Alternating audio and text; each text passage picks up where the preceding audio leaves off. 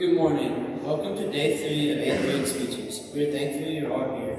Let us begin with a prayer. Please bow your heads.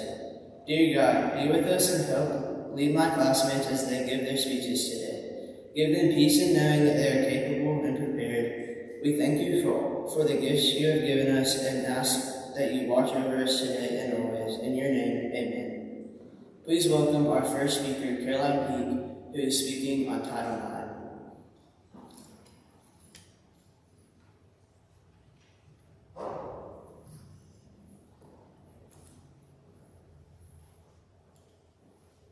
Without the Title IX law passed in 1972, there is a chance that many of my friends and I would not be involved in the sports that we are so passionate about today. Title IX is a very important piece of legislation that sets the standards for gender equality. Without this law, young women would not be involved in the sports that they enjoy playing now. What drew me to this topic was my love for sports and the opportunities that it created for women throughout the United States. This topic really hit home to me because I am very involved in many sports and take it for granted that girls can play the same sports as boys. I learned that this was not always the case and want to inform others on the hard work that many trailblazing women provided to establish this law. I believe that I am qualified to inform others on this very important topic because I am a young woman who is currently involved in many sports. Sports are a big part of my life, and I can't imagine not being able to play the various sports that are available to me. Athletic scholarships for women were non-existent before Title IX, and today there are over 10,000 athletic scholarships given to women to compete and attend at various colleges all over the country. Today I will focus on the history of the Title IX law and some of the main points from the formation of this law. Title IX is a civil rights law that was passed as a section of the Education Amendments of 1972. This law prohibits any sex discrimination under any athletic or educational event that receives federal funding. Title IX gave rights to all women, but especially at the collegiate level. Representative Patsy T. Mink is recognized as the author and publisher of this law. She also presented the law to Congress. Before the Title IX law was published, only 1 in 25 girls and women were involved in sports. Today that number has risen to every 2 in 5 females. Many sports prospered after the new Title IX law was passed. Some of these sports include women's basketball, volleyball, tennis, soccer, cross country, and track. The NCAA, or the National Collegiate Athletic Association, had little to no interest in women's sports. They adopted 12 sports after the implementation of Title IX in 1981. They did not think that the women could compete at the national level. The NCAA didn't think that fans would want to watch the women in sports. Since they didn't think that fans would want to watch, they didn't think that they could generate revenue from ticket sales and televising the women playing sports. Before the Title IX law was enacted, 310,000 girls were involved in sports. Today that number has risen to 3,373,000 females that are involved in athletics. Women's basketball became one of the most well-known sports post-Title IX.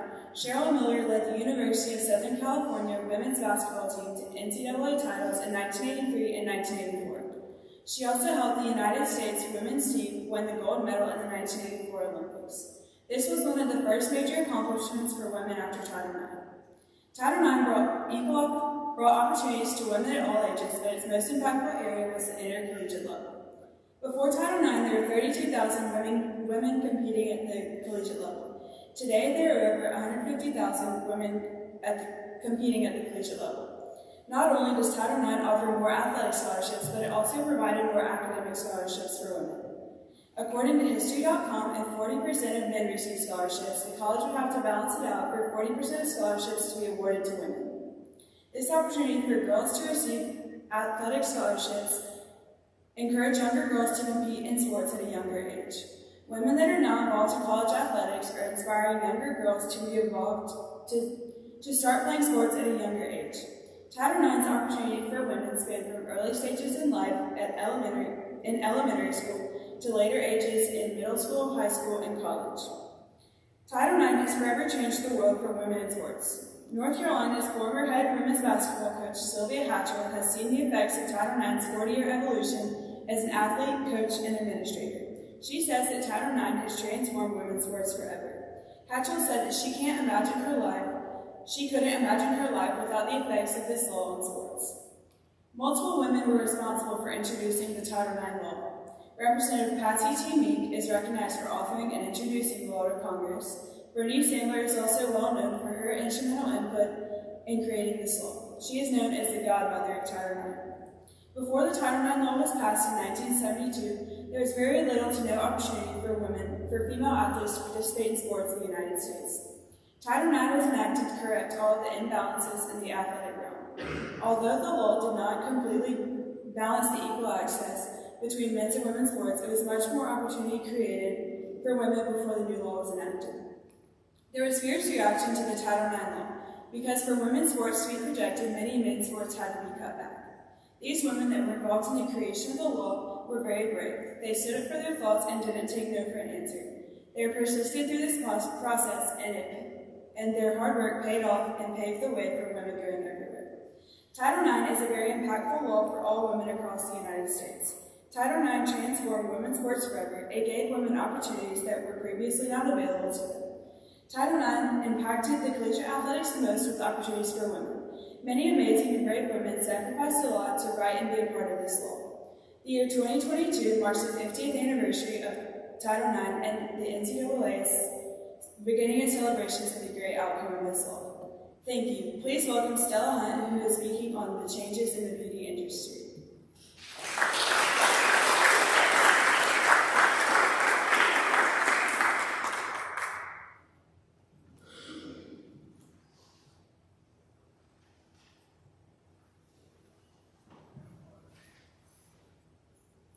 The beauty industry has changed drastically over the past century. Due to increased online marketing, social media, and socialized expectations, it has become a billion-dollar industry. Today, I will share how the online beauty industry has grown, how the standards of beauty have changed, and how these changes have affected people. The beauty industry has grown at a fast rate over the past 100 years.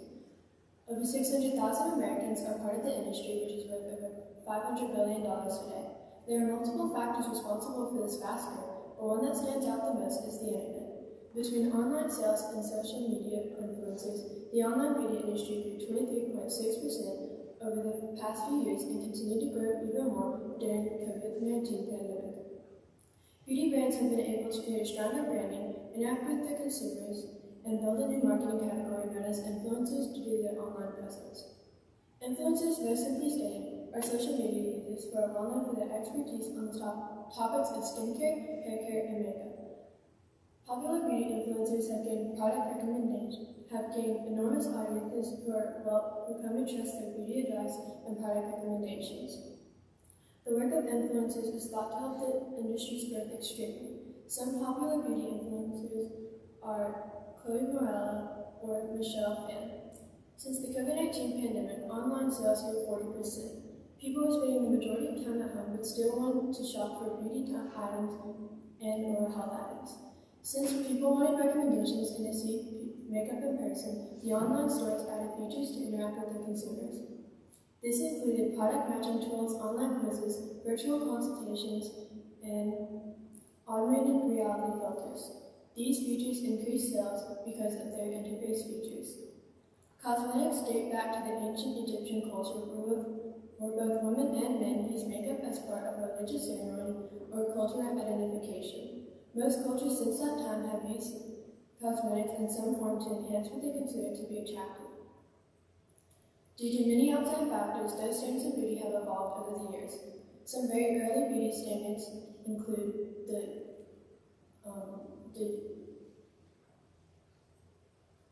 Renaissance era, removing all facial hair. This includes the eyebrows and eyelashes. In ancient Japan, married women would paint their teeth black for the highest standard of beauty and loyalty. Other Chinese women would grow their nails to extreme lengths, sometimes up to 10 inches long. While these standards of beauty may seem odd to us today, they epitomize beauty during that time for those cultures. Due to there not being modern communication tools, these standards stay unique to each culture. 20th century people considered the hourglass shape the ideal type for a woman's body. Women would tighten their corsets so the hands would wrap around the waist. This is because the thinner the waist, the more beautiful the woman was considered, but by doing this, the internal organs were compressed and blood flow would stop. Luckily, people found a solution to this by creating a corset that reduced pressure on the waist. In the 1920s, beauty standards became more visible. especially in the United States, due to the new movie industry and print advertisements. These developments led citizens in the United States and eventually around the world being able to see the desired standards of beauty for themselves and sparked a desire to purchase and use cosmetics or other beauty items that actresses and models use. This also resulted in a large increase in beauty sales. Today, people are discovering new brands. This is a larger generational shift of younger consumers not accepting bigger brands that generations before preferred. These younger generations are looking for locally made, artisanal, natural products in all consumer categories. Instagram can help this by promoting independent brands. Independent brands are promoting a surge in creative looks and products. These new brands are coming out with new ideas on how to become more beautiful. This is causing entrepreneurs to enter the beauty industry. The independent brands are being supported by the retail beauty channel. Cosmetics can be used for physical attractiveness, but it goes way past physical when it comes to the impression we give on others and to ourselves. People tend to see women who use glamorous makeup as more attractive, likable, or trustworthy, while for many people, wearing makeup can boost confidence and help calm the person down. But it's less a product and more of using them to make ourselves feel confident. The industry has changed its marketing strategies, standards, and how cosmetics affect people. Marketing has gone from retail stores to online stores, increasing sales of businesses every year, and influencers help increase these sales too. Beauty standards have changed throughout history, which can be hard for some people, but it impacts history that we can look back on. Thank you. Please welcome Mackenzie Weekly, who is speaking on hematology.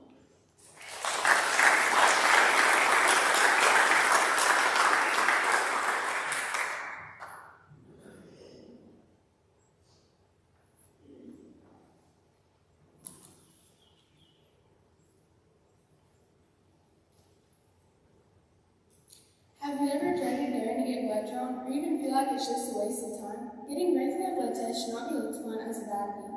Blood is very important to your health and well-being. A majority of cancers affecting the blood are even caused by different disorders in your bloodstream. Today I will focus on the history behind hematology, what hematology is, the role of hematologists, and a major hematology advancement. I will also hope to give you a better understanding of some of the jargon doctors may use and allow the listener to understand more about what is going on inside of their body. Blood cells are made from the soft sponge and water veins called bone marrow. This bone marrow produces about 95% of the blood found in a person's body. The study of blood and all of its parts is called hematology. The word heme is Greek for blood. The study of blood and finding any disorders that may be related to it is very important because blood is constantly circulating through all of the body's parts and organs. If a person's blood has a disorder in it and is not treated quickly, this disorder can quickly spread to the rest of the body. People in today's world need to be informed about this topic because having healthy blood is key to having a healthy body. Hematology dates back hundreds of years ago when ancient Egyptians started using bloodletting tools to help treat people with illnesses. Bloodletting is a surgical removal of blood to help prevent or cure illnesses. These tools resemble a pocket knife with multiple blades and are still used today just more modernized.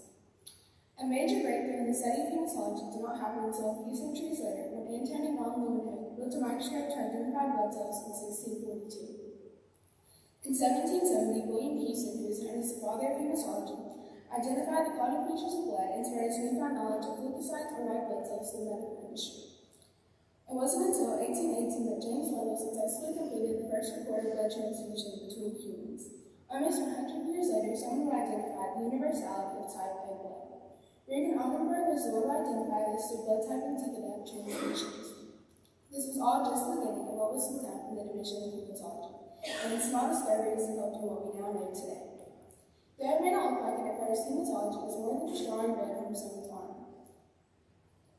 Blood is the fluid that greatly determines your life and health because it is constantly circulating through every organ and tissue inside of your body. Because of this, a hematologist is exposed to all branches in the medical field and areas of the body. Hematologists are constantly being used as a source of advice for their clinicians and physicians. Hematology is the study of blood, and its major aim is to find and treat any and every problem that occurs in a patient's white blood cells, red blood cells, platelets, blood vessels, bone marrow, lymph nodes, spleen, or any proteins that are required for the clotting and bleeding processes. To sum it up, hematology studies blood, blood-forming tissues and organs, and blood disorders. While these are the main areas of study, hematologists also focus on the diagnosis and management of blood disorders the anatomy of hematopoiesis, which forms other blood cells, monitoring blood cell abnormalities, routine hematologist analysis and classification. This is all then broken down into the three major areas of study: normal hematopoiesis and cellular function, malignant disorders, and non-malignant disorders. According to the National Cancer Institute, the hematopoietic stem cell is an emerging cell that can develop into all types of blood cells, including blood platelets, red blood cells, and white blood cells. Hematopoietic stem cells, also known as blood stem cells, are found in the outer blood vessels or bone marrow. A malignant disorder basically means that the body has abnormal blood cells that divide without control and can invade nearby tissues or other parts of the body. A non-malignant disorder, then, means that this disease is not cancerous and can very large but will not spread to other parts of the body. The most common diseases that hematologists will help to treat are different types of cancers, autoimmune disorders, heart disease, blood pressure, and other genetic disorders and illnesses. Hematology has more than 60 different specialties, which makes it very diverse. Hematologists will often specialize in either pediatric or adult hematology. These hematologists may then want to either specialize in pathology, which is the study of the origin of diseases, or oncology, the study of cancer, which then opens doors to dermatology, anesthesiology, neurology, and plastic surgery. You can also specialize in the fields of study and research, which focuses on the development and application of new treatments to cure or manage conditions. Hematology is very exciting as it is always changing and constantly growing. This specialism allows engagement in medical research besides the study of blood and is significant to the entirety of hospitals because it relates to almost every part of the human body. One major advancement in hematology today is improvements being worked on for hematology analyzers. Technological advances being incorporated into these analyzers are allowing the laboratory access to more cellular information than was ever available before through simple routine CBC with differentiation, or a test that is used to count a person's blood cells. This new information can be used to improve cellular counting and decrease the rate of unnecessary manual reviews. Current research is beginning to show that this information also has great potential to find cellular changes that usually occur in several medical conditions, which brings us one step closer to using hematology analyzers as more than simple cell counters. Instead, these analyzers can be used as powerful tools for the control of any medical condition that impacts blood cells. The use of these technologies, while often unknown to the operator, can create a smoother workflow for the laboratory and a more accurate diagnostic quality for patients. Hematology blood serves every single part of the body. Hematologists have an important role in maintaining your health. I hope that you all now feel as if getting your blood drawn is not a horrible thing, just a way to stay healthy from quickly spreading diseases. Thank you. Please welcome Thomas Williams, who is speaking on the 2021 Atlanta Braves.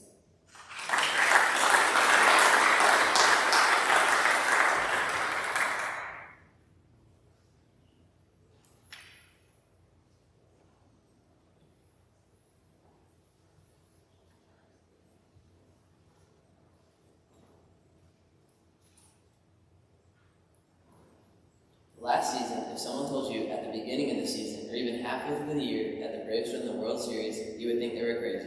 I'm a Braves fan, but when I was watching and Ronald Acuna Jr. got hurt, I thought the season was over. Getting to learn more about the Braves is something I wanted to do, and I think others want to as well. I've done a lot of the research on the Braves, and I'm very informed on the topic. To see how the Braves won the 2020 World Series, you have to look back at their history, adversities, and how the 2021 season played out. The Atlanta Braves were a historic franchise in which much change occurred. To see how the Braves won the World Series this year, you have to look back to the years leading up to it. The Boston Red Stockings were founded in 1871, and in 1912 were renamed the Boston Braves. Though the Braves had success in Boston, winning a World Series in 1914, they lost much of their fan base to the Boston Red Sox. So in 1953, they made the move to Milwaukee. Milwaukee wasn't the best fit for the Braves, though, as they only stayed there for 13 years. So in 1962, the Braves made the move to Atlanta. The quickly growing city built a 52,000-seat stadium in just 1 year. And in 1976, the Braves were purchased by TBS owner Ted Turner. This made the Braves the only team that aired nationally, giving them the label of America's team. The Braves started off well in the 1990s, getting to the playoffs the first 3 years, and in 1995 had an incredible season and finished it off with their third World Series and their first in Atlanta. In 2007, the Braves were put up for sale. The Liberty Media Group began to negotiate the terms of the deal, and after over a year debate, the Braves were valued at $450 million. This turned out to be a good investment for the Liberty Media Group, as they are now worth $1.9 billion. SunTrust Park opened in 2017 and was renamed Truist Park in 2020. The Braves have had up and downs when it comes to the playoffs. The 60s, 70s, and 80s were very disappointing years for Braves fans, as they only made the playoffs twice. In the 90s, they started to heat up, making the playoffs nearly every year. Though for about 10 more years, they were on a dry streak. But in the last 4 seasons, the Braves have made the playoffs, getting to the NLDS twice, NLCS once, and World Series this season. The Braves had a very notable season, but it didn't come so easy. Winning any major sports championship doesn't come without adversities, and the Braves were no exception. Many injuries and controversies came along the way that appeared to be a major roadblock, but the Braves got through and didn't let that stop them. Braves big hitter Marcell Ozuna was doing great at the beginning of the season, but on May 29, 2021, he was charged with aggravated assault on his wife at his home in Sandy Springs, suspending him for the rest of the year. The Braves also lost one of their best pitchers, Mike Soroka, last season with an Achilles injury, and this year with the exact same injury. Another pitcher for the Braves, Charlie Morton, was drilled in the leg by a line drive in Game 1 of the World Series, and finished the game not knowing he broke his leg. These injuries weren't the worst thing that could have happened, though, as the Braves still had their star player, Ronald Acuna Jr. That changed when Acuna suffered a season-ending leg injury on July 10, 2021. With their best player and 2 of their best pitchers out with no expected return, the Braves made the playoffs. Despite all these adversities, the Braves didn't give up and had a spectacular 2021 season. 10 teams reached the MLB postseason, and the Braves had the worst record of them all, finishing with 88 wins. Everyone else had above 90. The 106-win Giants didn't even make it past the divisional round where the Braves started. This is proof that once you're in the playoffs, however you played in the regular season doesn't matter. The Braves lost their first 4 games of the season, and then won their next 4, and at April's end were sitting at 12-14. They were mediocre for the next 2 months, and hadn't spent a day over the .500 win percentage. Things weren't looking so good for Atlanta, as by the All-Star break, they only had a 0.4% chance to win the World Series and an 8% chance to make the playoffs at all. The Braves are hot after the All-Star break, though, going 18-8 in August, finally getting above .500. They kept it going in September, finishing 18-11. The ideal situation would have been to play well for the whole season, but if you had to play well at one time, the Braves picked the best time. There was some luck involved as the entire NL East fell apart halfway through the season, leaving the door wide open for Atlanta. Many playoff teams picked up as many superstars as they could right before the playoffs. The Braves picked up a couple of supporting pieces for little to no capital hit. These guys stepped up when they needed to, with Jock Peterson being a National League Divisional Series hero, Eddie Rosario winning NLCS MVP, and Jorge Soler winning World Series MVP. The Braves bullpen also came in clutch, and almost every single one of them had breakout seasons. The Braves made great trade deadline moves, and going into the playoffs looked good. They beat the Brewers 3-1, then moved on to the Dodgers winning 4-2, and finally won the World Series in 6 games against the Houston Astros. The Braves are proof that you don't have to have a superstar lineup or the most expensive team in the league to win. The Braves showed great chemistry and teamwork over this season, and whereas other teams put their last penny at the trade deadline, the Braves made smart moves over big moves, picking up a couple finishing pieces to their roster. Most importantly, they showed that you don't have to have the best record in the league the entire year, that being hot towards the end of the year leading into the playoffs is what gets you a World Series victory. Thank you. Please welcome Emily Carlisle, who is speaking on Simone Biles.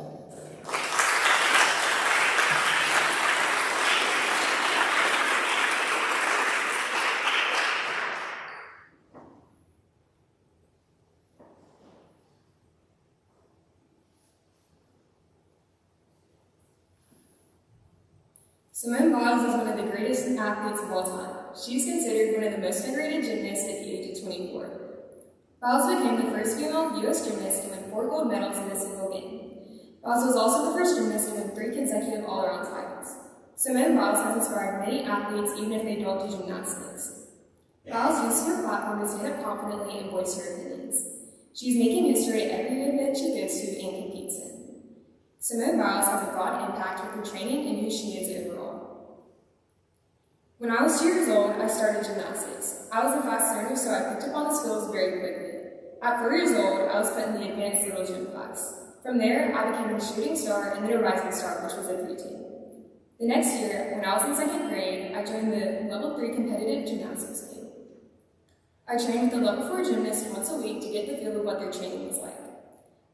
After the end of the season, I decided to repeat Level 3 because I wanted to focus more on my technique rather than learn new skills and make them unpleasant to watch. I had an amazing season in 3rd grade, placing in all my events, including all around. After my 2nd season of Level 3, I realized gymnastics wasn't fun anymore, and it felt more like a chore to train over 6 hours a week. Now I know that is nothing compared to Simone Biles. I decided to do cheerleading because it is a team sport and you're able to walk out on the mat all together rather than by yourself. I have chosen to share Simone Biles' story because she is one of the most inspirational gymnasts in the world. Just because she's a female gymnast doesn't mean she doesn't inspire other athletes. She definitely still inspires me. She mainly voices that you can do anything you want to and that you only compete against yourself, nobody else. Simone Biles grew up in Spring, Texas, just like any other girl. Simone and her sister were adopted by their grandparents, Ronald and Nellie Biles. Although Biles grew up as a foster child, she used her platform to voice that your title does not define who you really are. Simone had always been ashamed of being a foster child, and now she wants children to know that everything's okay. Biles' first experience in the gymnastics gym was when she was 6 years old. Biles' school had a field trip to Baylor Gymnastics. Since that day, Biles found a love for gymnastics and trained there for 11 years. Simone Biles was born a natural gymnast. When Simone was 6, she taught herself how to do a back tuck off of the mailbox. She was absolutely fearless. She looked up to her older sister Ashley because she had been doing gymnastics before her. Although Ashley wasn't as accelerated as Simone, they were very supportive of each other. After about a year of doing gymnastics, her coach, Amy Boren, realized the incredible talent she had. Amy had never trained an elite gymnast before. Borman said it was a learning process together. Simone Biles only cared about gymnastics. She would miss out on high school and football games because she wanted to train in the gym. Never did Biles ever give up on something because she couldn't do it. She showed her commitment to the sport on day one. Biles attended her first Olympics in 2012 but was unable to perform because she was too young. Simone Biles won many titles, national and world, over the next few years. She competed in her first Olympic Games in 2016. She won 4 gold medals. In the 2020 Summer Games held in 2021, Simone opted out of the competition to focus on her mental health. Biles was struggling a little while back because she told herself people were only going to remember her for her medals, not for her. Even when Simone Biles was 22 years old, she still continued to push herself to the limit. Biles said the only person she was competing against was herself. Simone Biles is extremely hard on herself. I feel like I compete for perfection, Biles said after a mistake. I just know I can do better. Everybody needs to learn that you're your biggest competitor. We are so busy trying to please other people, but it all comes down to pleasing ourselves. Biles has her name under so many firsts. She has accomplished so much already, and she's only 24 years old. In 2013, Biles won the all-around title at her first gymnastics championships. After that, she claimed the title of being the first African-American woman to win a world all-around title. In 2014, she got 4 medals from all events except ball at the World Championships. In 2019, at the World Championships, Simone Biles became the first gymnast in 6 decades to win 5 gold medals, including the all-around event. In 2021, Biles became the first gymnast to win a Yurchenko double pike during a competition on ball. Since the 2013 Championships, Simone Biles has won 25 medals, 19 of them being gold and 4 being Olympic gold medals. She is the first American to win a medal at every event she competes in. Simone Biles is changing the future of gymnastics. She was a mentor for all of her teammates. She even decided to stay after her withdrawal from the Olympic Games to cheer them on. Although Simone's career is coming to an end, she is continuing to change gymnastics for the better. Because of Biles' confidence out on floor, she's inspired so many young athletes, especially African American girls. Because of everything that has been going on in this world, we really need someone to look up to show that race doesn't matter. Simone Biles will continue to inspire others for many generations to come. Overall, Simone Biles is changing the gymnastics world with her way of training in everyday life. With 4 schools named after her, at 24 years old, she's making history. I believe that after learning more about Simone Biles, you can't plan too far ahead in life because you're going to have no idea where you're going to be. She never thought she'd make it to the Olympics, yet she's competed in 2. Now that's a big deal. Biles never strives to win. She wants to please herself with her performance and walk up there confidently. Although she is hard on herself wanting to make everything better, she still manages to have fun while doing it. Simone Biles once said, "A successful competition for me is always going out there and putting 100% into whatever I'm doing. It's not always winning. People think I mistake that it's just winning. Sometimes it could be, but for me, it's getting the best sets I can, gaining confidence, and having a good time, and having fun. Thank you." Please welcome Sam Riley, who is speaking on the Army Navy.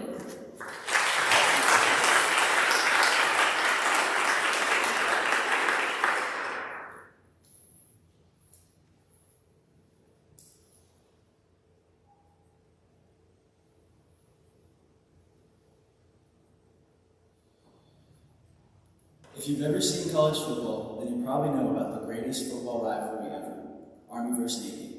The game was created because of the constant need of the branches of the U.S. military to prove that they are the best. It is great because of the history, what the game stands for, and the game each year.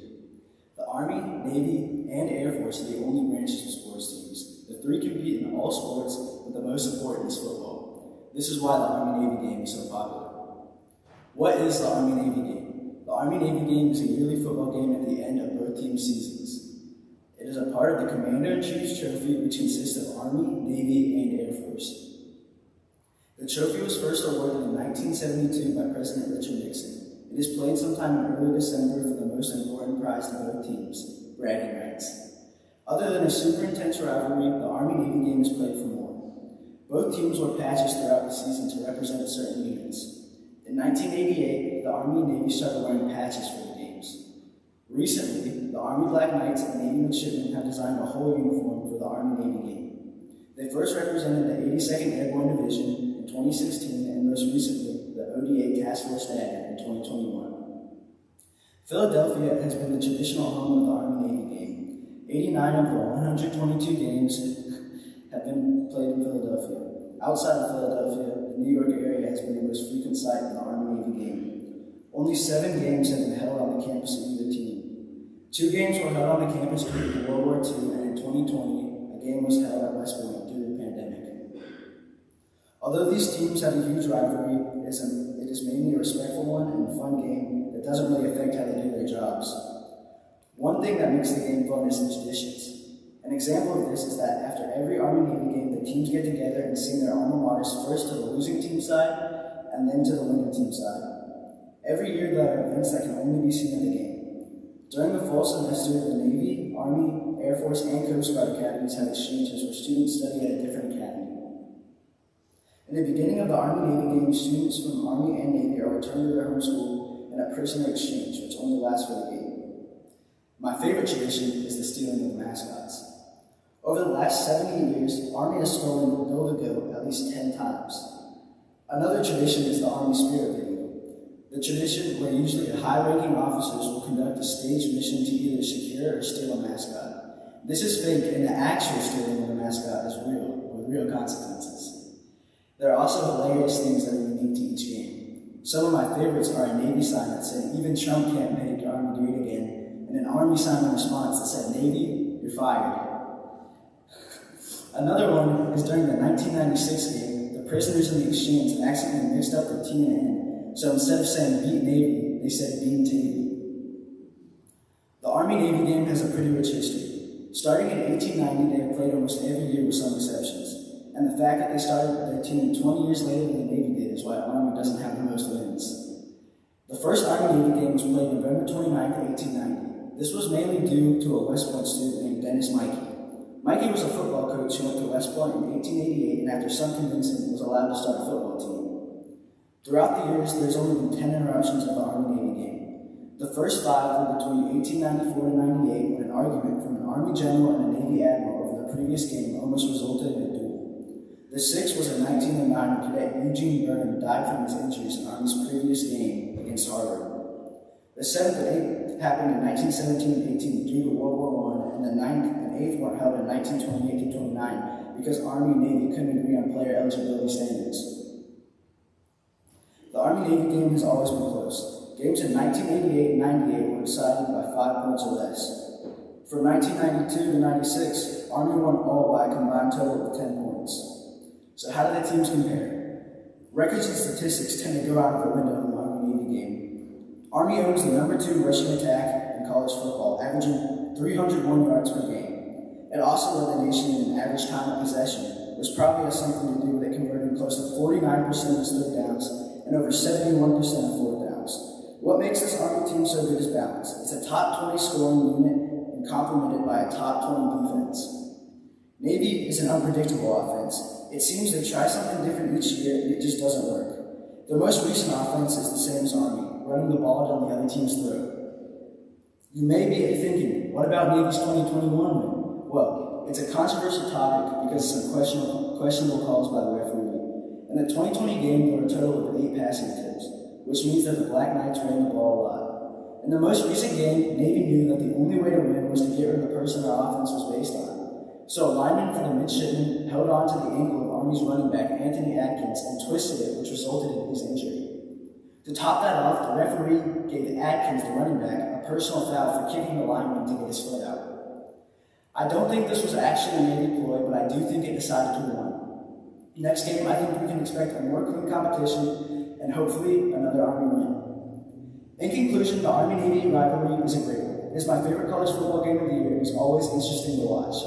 It is the best rivalry because of its history, what the game stands for, and being able to watch the game each year. I feel that I can expect something new every year and watch both teams get better. As I said, this game is about more than football, and as General MacArthur said, upon the fields of friendly strife are sown the seeds that upon other fields on other days will bear the fruits of victory. Although I do like Army, I know I have an extreme bias because of my dad who was a graduate from West Point. I actually have a lot of respect for both teams, and it is great to honor our soldiers through a harmless rivalry. The Army-Navy game has been a big part of my life because I was born at West Point and I've been to a countless number of Black Knights games. One last thing, go Army, be Navy. Thank you. Please welcome Addie Renner, who is speaking on Nick Saban.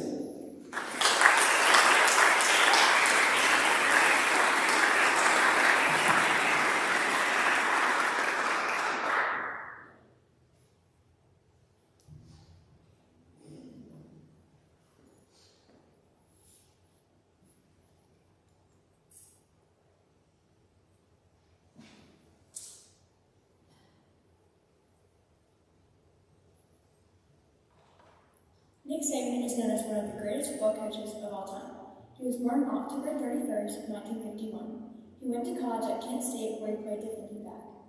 Nick Saban has coached many places, not just Alabama. Alabama sports are very important to me because it is a chance for me to spend more time with my mom, who is a huge Alabama fan. I've been an Alabama fan for pretty much all my life, and I've seen their ups and downs along the way. I find this topic very interesting and something I want to know more about. Today, I will mainly focus on Nick Saban's past and present coaching career, his coaching philosophies, his recruiting philosophies, and his NFL player style. Nick Saban started his coaching career at the University of Toledo and remained there for one season. He had a record of 9 wins and 2 losses. From 1991 to 1994, he was a defensive coordinator in the NFL under Bill Belichick for the Cleveland Browns. Bill was one of Nick Saban's most impactful mentors in the coaching game. After the Browns, he transitioned back to college football for a head coach position at Michigan State University from 1995 to 2000. In those 5 seasons, he worked to rebuild the Michigan State football team.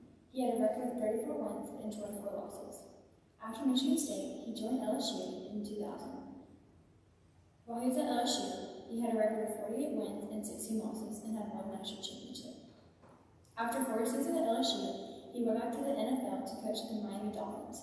He coached for 2 seasons, and they were both a complete disaster. His record was 15 wins and 17 losses. After those seasons, he transitioned back to college coaching once and for all. He felt he was a lot better at college and had way more experience coaching there. In 2007, he came to the University of Alabama, and his record stands at 183 wins and just 25 losses. He has a total of 7 championships, which gives Alabama a total of 18 national championships. From 1991 to 1994, Nick Saban was the defensive coordinator under Bill Belichick at the Cleveland Browns. As I've said before, Belichick, who is currently a head coach of the New England Patriots, was one of Nick Saban's most impactful mentors. Belichick helped Nick Saban develop as a coach, but he mainly helped with the mentality of the defense. The defense should show strong mentality and work ethic. Good defense leads to the offense scoring points. Their main job is to take the ball away from the opponent's offense. They need to knock the ball loose, cause turnovers, and cause mistakes. The defense should show toughness and no mental mistakes that mess with the score or any situation in the game. Nick Saban is known for being the greatest coaches of all time. He has many philosophies, but one thing he finds more important is the process, and that starts with the players he gets. He has had the number 1 recruits for years, and he really focuses on the player's character on and off the field. Accountability and character are super important to Saban. He asks each of the players' coaches some questions, such as, is he a team leader? What is his family background? Does he listen? Does he attend all his classes? How does he react to adversity? Can he play through pain? And how will he perform when 100,000 pairs of eyes will be trained on him? Josh Chapman, a former Alabama football player, describes his process of making you decide that Alabama was the best fit for you. This is how he described it. I was sent to go to Auburn, and then I signed a coach in his office, and that changed everything for me. You just feel like he's got a plan, and that he's the guy that will get you into the NFL. He has a presence like no one I've ever met.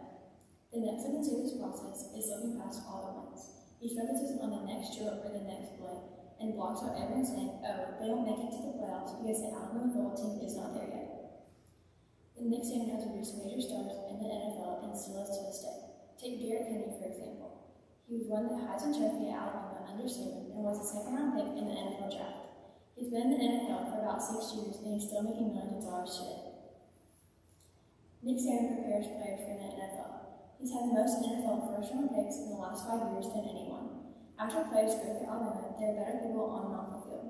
Over the last decade, Saban has produced over 100 NFL draft picks, and 37 of those were first-round picks. Nick Saban has established many coaching methods, and hopefully today you have heard how all these steps are important to making him the GOAT that he is in college football. In his philosophies, you can see how Bill Belichick has influenced him to become a coach in his coaching career. In his coaching career, you can see how Nick's successes and failures have really molded him to be a coach that he is today. Also, you can see how he really prepares all his players for the NFL, and even though he's not with those players anymore, you can see how much he's influenced them. Becoming a champion is not an easy process. It is done by focusing on what it takes to get there and not on getting there. Thank you. Please welcome Lily Phillips, who is speaking on service animals.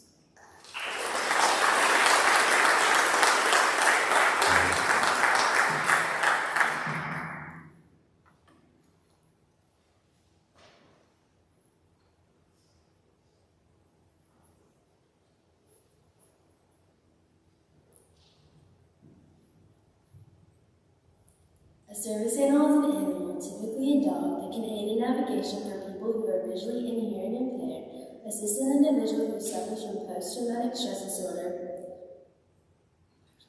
assist an individual who is having a medical emergency, calm an individual who suffers from post-traumatic stress disorder, and even dial 911 in the event of an emergency. I chose this topic because I would like to become a vet one day, and this is very educational for me to research how pets help people. I also want to know what are the benefits of animals beyond having them as pets, and what is the process and qualifications for animals to become service pets. I want to teach others about how pets can make a difference in society and how animals can be heroes too.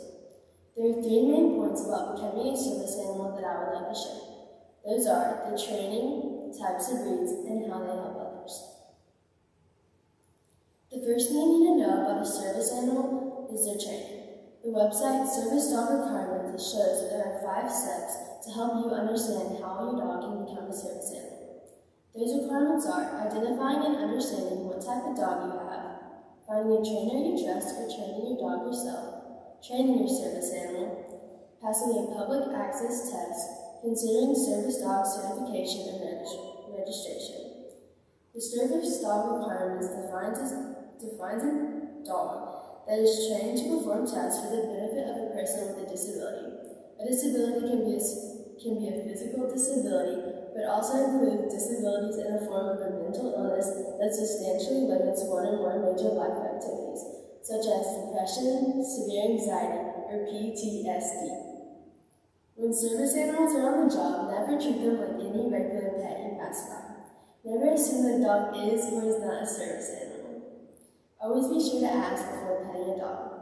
Service dogs should not be pet, fed, or otherwise given attention while at work. Please be respectful and allow these dogs to do their job. They make a major difference in the lives of disabled people. They make a major difference in the lives of disabled people, and they do not need to be identified wearing a special harness or vest. The second thing you need to know about service animals is what types of breeds can be service animals. The ADA, American with Disabilities Act, does not restrict the types of dog breeds that can be service animals. A service animal may not be excluded based on the assumptions or stereotypes about the animal's breed or how the animal might behave. However, if a particular service animal behaves in a way that possesses a direct threat to the health or safety of others or is not in control of the handler, that animal may be excluded. Therefore, you may have any breed of dog of your choice as long as it can be in control of the handler on a leash and can be under control at all times.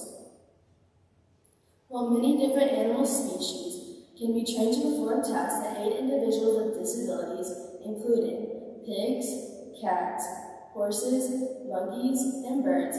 By far, the most common service animals are dogs. Most of the time, we see people with dogs as their service animal because of their intelligence and strong connections with humans.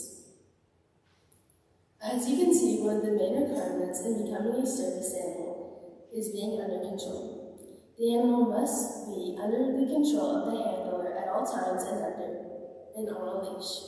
Under control also means the dog should not be allowed to bark repeatedly in a lecture hall, theater, library, or other quiet places. If you are a service animal handler, you are not allowed to be asked by any owner, manager, or other representative what your disability is and which allows you to have a service animal. That information is private and you do not have to disclose that to anyone if you are asked. The only information that may be asked is if it is a service animal and what task the service animal is trained to perform for you. Finally, the last thing you need to know about service animals is how they help. The dog must be trained to take a specific action when needed to assist the person with a disability. For example, a person who uses a wheelchair may have a dog that is trained to retrieve objects for them. A person with depression may have a dog that is trained to perform a task to remind them to take their medication. A person with PTSD may have a dog that is trained to lick their hand to alert them of an oncoming panic attack. A person who has epilepsy may have a dog that is trained to detect the onset of a seizure and then help the person remain safe during the seizure. Another common question is, where are service animals allowed to go and do they need to be wearing their vests? Service animals are often identified by wearing a special harness or vest, letting the public know that it is a service animal, but they are not required to wear one. Some businesses, such as airlines, prefer to see an identification card or vest indicating that it is a service animal. Generally, service animals are allowed to go anywhere with their person, even if it's a place that doesn't allow animals. For example, service animals are allowed to go into restaurants, shops, hospitals, schools, and hotels. Training, types of breeds, and how they help others are 3 important things you should know about service animals.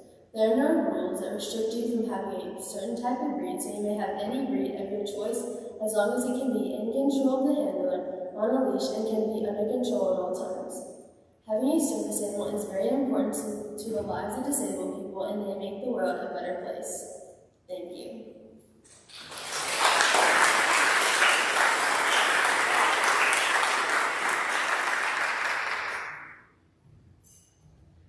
Can we give them all another round of applause?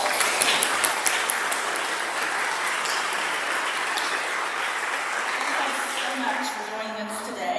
Middle schoolers, welcome back to class. Parents and guests, you're welcome to come visit, take photos for a minute before we leave.